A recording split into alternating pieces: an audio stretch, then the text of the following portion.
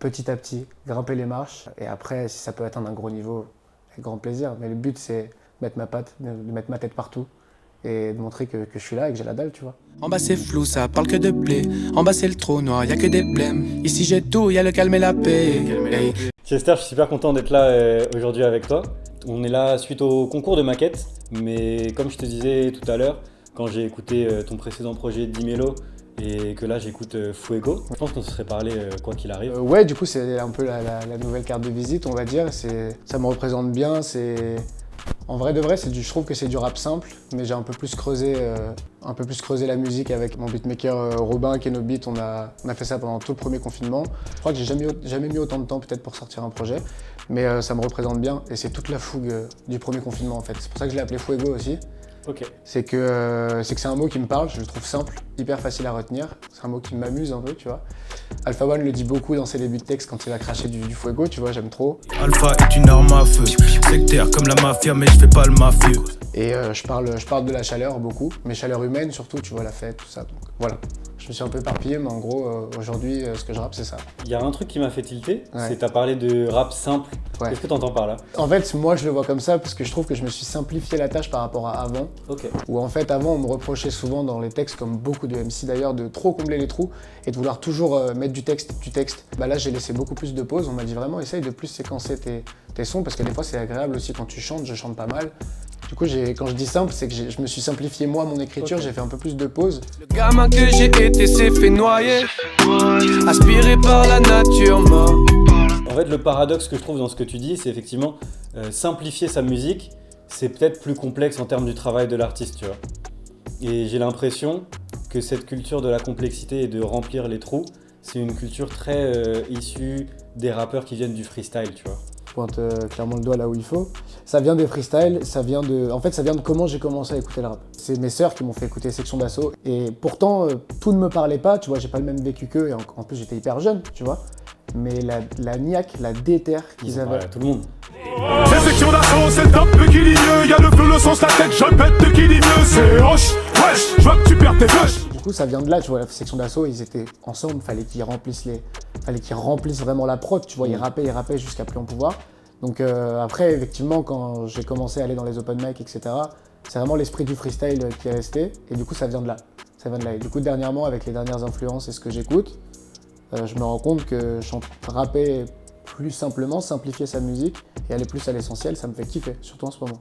Ok. Toi, depuis 2017, il y a 4 projets qui sont sortis. Et moi, du coup, quand j'ai écouté ce projet-là, Fuego, j'ai eu l'impression d'écouter un artiste, pas bousillé de rap forcément, mais vraiment un passionné de musique. Parce qu'il y a plein d'influences différentes qui se mêlent. J'ai l'impression que tu as été assez éclectique dans ton écoute. Quel a été le déclic pour toi pour comprendre que c'est de la musique que tu voulais faire dans ta vie, tu vois? Le déclic, il était dans mon école de théâtre que j'ai fait après mon bac. J'ai fait 3 ans là-bas, j'avais des cours de chant, du coup. C'était un peu no stress, le truc, il y avait des cours de danse, il y avait des cours de... J'avais la danse classique, pour te dire, tu vois. J'avais la danse classique, du hip-hop, bref, il y avait du chant. Et les cours de chant, ça m'a fait comprendre que je voulais pas faire du théâtre, mais que je voulais faire de la musique. Ok. Donc j'avais le rap qui était là, et j'ai toujours kiffé chanter, tu vois. Je pense que je chantais même avant de rapper. Les idées brillantes peuvent venir d'un jour de pluie. Les feuilles s'empilent, il faut que tu m'aides à faire le tri. J'avais une seconde partie à ma remarque, c'est quelle musique t'as écouté? À part du rap, j'ai écouté J'écoutais pas mal de chansons françaises, du R&B français. Enfin, tu vois, là je pense à Corneille, tu vois, immédiatement, Ok. que j'ai beaucoup écouté quand j'étais petit. Keno, par exemple, qui est aussi DJ et qui fait de la house, tu vois. Il m'a fait écouter beaucoup de musique électronique. Un peu de pop, des CD que mes parents écoutaient. Mais dès qu'il y avait un rythme, avec des petites paroles qui allaient un petit peu vite, là franchement, ça me parlait plus, quoi. Quand je réécoute le projet, je me dis qu'il y a beaucoup d'influences différentes, ouais, musicales. Et ça, c'est Keno qui apporte bien sa patte aussi là, qui cherche toujours un truc en plus, qui cherche toujours le truc où on se dit ça va marcher, mais on essaye toujours d'aller un peu plus loin, de changer un élément et de se dire ça c'est plus notre patte à nous. Et moi maintenant, quand il m'envoie des prods, je reconnais sa patte et voilà, du coup, je pense qu'il y a l'osmose aussi qui vient de Keno et moi, de comment on bosse. Et Dimelo, ça s'est créé dessus. Moi j'ai senti l'osmose avec lui. Voilà, je l'ai senti, c'est un truc c'est le feeling, tu vois, tu le sens quand tu prends plaisir à faire un projet. Là, on a pris grave plaisir aussi et je pense que c'est la next step de Dimelo version longue, quoi, tu vois. Okay. Je play avec le feu, c'est mon kiff que je sois sobre ou défoncé. Je gagne le match en 2-7, c'est toujours des missiles que je sers. Transfert de flambeau pour les mélomanes qui passent, la haine il faut la mettre sous le tapis. Donc clairement, pour moi, t'es un rappeur qui rappe, mais comme tu dis aussi dans un freestyle, c'est Alpha One, comme tu dis aussi dans un freestyle, t'es dans une mouvance qui brise les codes, tu vois. Donc certes, t'es un rappeur qui rappe, mais t'es aussi, comme tu disais, un rappeur qui chante. Moi, j'aime bien lancer des débats sur Newton et ce que j'appelle les corda pas corda. Et il y a un dilemme dans lequel je suis depuis quelques temps, c'est pendant longtemps, j'ai eu envie qu'on arrête de poser une étiquette rap sur les artistes qui font du rap, dans le sens où les rappeurs sont tellement empreints de différentes influences, cultures, que ce soit la variété, la pop, l'électro, le jazz, que je trouve ça presque des fois réducteur de mettre une étiquette rap. Et en même temps, je me dis peut-être que si on était capable de parler de rap de manière plus précise, avec des sous-genres, par exemple comme dans le rock ou dans l'électro, ce serait plus intéressant. En plus, aujourd'hui, c'est le truc le plus écouté. Et maintenant, c'est ça, en fait. Il y a des sous-genres. Tu vois, là, je pensais à un Pete où je te parlais d'un mec de l'ordre du commun. C'est tellement à l'opposé de ce que va faire un Niska. C'est pas du tout la même chose, tu vois, pas du tout la même chose. Et pourtant, à la Fnac, il se retrouve dans le même bac, tu vois ce que je veux dire ? C'est ça. Mais c'est ça que je trouve beau aussi avec ce qui s'est fait aujourd'hui. Carrément. En ce moment, il y a trop de trucs différents. Et du coup, bah ouais, je suis corda, grave. Je fais du rap, mais je préfère dire que je fais de la musique. J'en vis, j'en meurs, hey, j'en ris, j'en pleure, ouais. Les sauts d'humeur me crament, alors j'en crie d'amour, c'est vrai. On va parler plus précisément de ton projet dans l'intro. Ouais. Y a un truc que tu dis que je trouve intéressant, qu'on voit à différents niveaux et qui est très répandu, je trouve, dans la musique et notamment dans le rap aujourd'hui. C'est cette idée de dire tel artiste est surcoté, tel artiste est sous-coté. Toi, ça a l'air de t'énerver et je suis assez d'accord avec toi parce que c'est pas parce qu'un artiste est à tel ou tel niveau qu'il fait pas de la bonne musique en fait. C'est pas que ça m'énerve, en vrai ça m'énerve pas, ça me fait juste un petit peu rire jaune, mais après c'est plus sur le ton de l'humour, tu vois. Bien sûr, c'est sur le ton de l'humour, mais c'est quand même, ouais, c'est quand même ce débat-là qui frère. montre qu'effectivement, en fait, il peut y avoir ce décalage entre la qualité de la musique qu'un artiste propose, et je trouve que c'est pour ça que c'est un bon truc à dire dans l'intro d'un projet qui est hyper travaillé, à un moment où toi, tu es encore en début de carrière, ce qu'on pourrait considérer un début de carrière, tu vois. Ouais, c'est clair. Et du coup, pour l'intro, ça me fait kiffer, je pense qu'elle passe bien, tu vois, et je suis content de... Il y a du second degré, il y a un peu de relâchement et tout. Et tu parlais de carte de visite pour ce projet-là, et cette intro, c'est un peu une carte de visite de la carte de visite, tu vois. C'est une carte de visite de la carte de visite, ouais, c'est un nouveau tampon que je mets sur, c'est beau, sur le passeport des choses, tu vois, je sais pas, mais... Frapper le prochain qui me dira frère t'es sous-côté, je suis chaud. Un peu plus tard dans le projet, même dans tout le projet en fait, on sent que la teuf c'est une partie de ta vie, tu vois, t'es un bon vivant on va dire. Il y a un storytelling autour de ça, j'aimerais bien que tu me parles de l'idée, des inspirations, de l'histoire, un peu de ce truc-là. Pour moi, tous les moments de la vie que tu passes avec des gens, ça peut être des moments de fête, ça peut être festif. J'ai toujours envie de jouer, toujours envie de me stimuler de cette manière-là. Et donc c'est pour ça que j'ai cette manière à la fête. Et du coup, Fuego, c'est un storytelling d'une grosse soirée qu'on passe entre potos.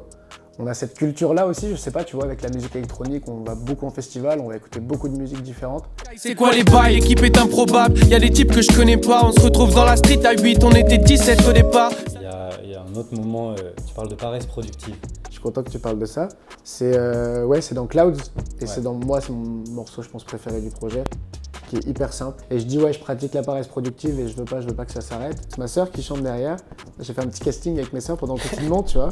C'est vrai en plus. Et donc ce son, je suis trop heureux de l'avoir fait. Je pratique la paresse productive et je veux pas que ça s'arrête. Là je suis dans les classes pour me soulager. Et paresse productive, ouais. C'est un peu l'extrême en fait. C'est quand je me laisse aller et que je vais rien vouloir faire, ça peut durer pas mal de temps. Et à un moment, je vais me déterre et là, je vais tout reprendre depuis le début et je vais me déterre sur tout. Donc je pense pas être un flemmard. Mais la paresse productive, quand j'ai écrit Cloud, c'était avec Robin, on était avec Keno dans la cave. On était affalés, ça faisait 3 heures qu'on était là, on savait même pas ce qui allait être fait, on savait même pas si le son on allait bien l'aimer. Donc, C'est important pour toi de former un duo créatif comme ça, de se comprendre avec quelqu'un pour créer... Ouais, c'est trop important, surtout quand c'est ton meilleur pote et que tu as des liens déjà très forts à côté de la musique. Ça s'est fait hyper naturellement, c'est lui qui m'a, avec mon manager aujourd'hui, c'est lui qui m'a poussé à faire du son. Et il a commencé à faire des prods, à se chauffer. Et du coup, c'est trop important, surtout que j'en parlais à des potes. Moi, j'ai pas de potes, en vrai de vrai, j'ai pas de potes rappeurs. J'ai aucun pote de ma team, de mon crew qui rappe. J'ai des potes qui font plein de trucs dans la vie, tu vois, mais dans ma team, j'ai jamais eu un binôme, tu vois, avec qui ça se présentait en soirée ou en open mic et tac, ça se mettait à deux. J'étais toujours tout seul à rapper et ça m'a toujours fait kiffer, mais du coup, d'avoir un gars à côté de moi qui est dans la musique et qui est mon meilleur pote, ça aide et c'est génial. Tu penses que ça vous permet justement d'aller dans le sens de briser les codes? Ouais. Le fait d'être Ouais. fusionnel un peu? Surtout via lui et moi aussi dans ma manière d'écrire maintenant. Mais ouais, carrément briser les codes. Trop important d'être en symbiose avec un pote et de bosser en musique, tu vois. Ouais, c'est important. Tu raves encore, j'alimente les braises pour la noche. La vibe est chaude, mon sauce c'est du pro-chest. Pour inventer les flammes, faut s'accrocher. Pour alléger ta peine, faut s'approcher. Waouh. C'est quoi tes objectifs en tant qu'artiste? Grosse question, mes objectifs, c'est de vivre de ma musique. J'ai envie de vivre de ça, j'ai envie de faire des concerts tout le temps. J'adore la scène, je pense que je suis un mec de scène, honnêtement. En fait, mon objectif, c'est de ne pas arrêter tant que je prends du plaisir à le faire, déjà, tout simplement. Et j'envie un peu un truc, tu vois, à la ODC, un peu à l'heure du commun, tu vois, je sais que c'est des mecs, tout le monde dit qu'ils sont pas assez connus, je le pense aussi. Un de mes objectifs, c'est d'être connu plus des rappeurs que je kiffe, ou d'un entourage et d'une vibe de rappeurs que je kiffe, plutôt que d'un grand public. Petit à petit, grimper les marches, et après, si ça peut atteindre un gros niveau, avec grand plaisir. Mais le but, c'est mettre ma tête partout, et de montrer que je suis là et que j'ai la dalle, tu vois. Ok. La dalle tranquille. La dalle tranquille. Pour conclure, j'aime bien poser une question qui est importante pour moi, qui est importante pour les artistes aussi, je pense. Nous, notre slogan, c'est les chiffres mentent, pas la qualité. Je suis content que tu puisses finir cette phrase à ma place. Bien sûr. Qu'est-ce que ça t'évoque, tout simplement? Je suis d'accord déjà, tout simplement. Je suis le premier à le dire en plus. Il y a beaucoup de mecs que j'adore avec une qualité incroyable de musique qui pour moi mériterait d'avoir beaucoup plus en termes de visibilité. Comme dit Alpha, qualité en guise de promo, on la ressort tout le temps, mais quand c'est lui, tu vois, ça paraît encore plus frappant. Donc les chiffres mentent, pas la qualité, bien sûr.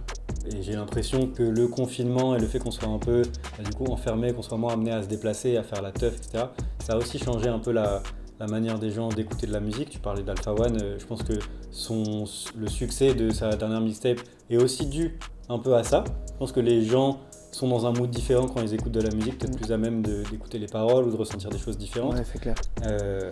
Et peut-être que sur Fuego, tu te places aussi dans cette mouvance-là d'artistes que tu peux digérer. Plus facilement écouter, en étant forcément chez soi et pas avoir tout le monde extérieur de dispo. Exactement. Après, je pense qu'il y a des morceaux qui s'écoutent en société. Tu parlais de rap simple en fait, en introduction. Et en fait, je trouve que c'est pas un rap simple dans la livraison, c'est un rap simple dans l'écoute. Tu peux l'écouter en société avec des potes, tu peux l'écouter dans ton casque sans faire attention, tu peux l'écouter en te posant et en regardant les paroles sur Genius et en disant « Ah, c'est cool » et tout. C'est ce que j'essaye toujours de faire en vrai, j'ai remarqué, je crois, avec mes sons. C'est de faire un truc toujours un peu middle où tu peux l'écouter un peu partout. Okay. Et donc là, quand on va sortir, quand ça va passer dans les bars, dans les boîtes, dans les clubs, on va être content, tu vois, de réécouter des sons qu'on écoutait que entre nous. Donc j'ai trop hâte, tu vois. Donc c'est vrai que du coup, ça a amené les auditeurs à écouter le rap aussi autrement, je crois. Même la musique en général. Donc, c'est une belle conclusion, hein, c'est bien ça. C'est exactement ce que je voulais dire. Merci beaucoup pour tes réponses. Merci à toi, avec plaisir. Donc via Fuego. Malhonnête quand le mensonge prend le dessus sur ta gueule d'ange. Dis-moi t'arrêtes quand j'ai perdu la patience et la science prouve que t'es étrange. Pas la même vie, la tienne est dans l'écran, moi je suis dans les temps. Est-ce que t'as saisi? La tienne est dans l'écran, moi je suis dans les temps. Est-ce que t'as saisi? Donc il change de regard sur la fame. Les chiffres mentent mais pas la qualité.